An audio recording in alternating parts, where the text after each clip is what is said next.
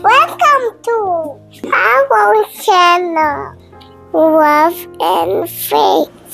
Hello， 我係 Carmen 啊，咁今日就同大家講呢個故事。咁我哋今日故事嘅主人公叫做但以理，佢喺好細個嘅時候就帶到巴比倫為國王工作。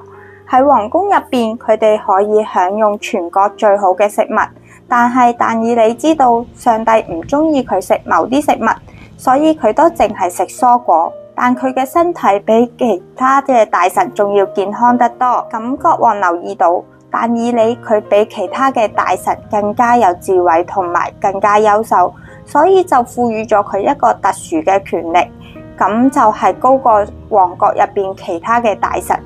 所以有啲大臣開始妒忌但以理。呢啲大臣為咗令但以理惹上麻煩，就構思咗一條新嘅法令，就話如果有人同國王以外嘅人祈禱，就要被掟入獅子坑。咁國王簽署咗呢條法令。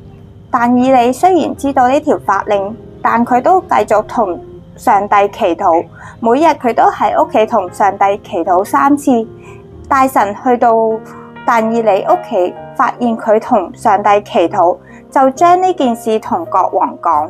但以理因為違反咗呢個法令，國王雖然好傷心，但都係無法取消呢個法令，所以佢就下令將但以理掟入獅子坑。國王同但以理講：願你嘅上帝拯救你。國王好擔心但以理。第二日清晨，國王就去到但以理嘅獅子坑，就問但以理：你有冇事啊？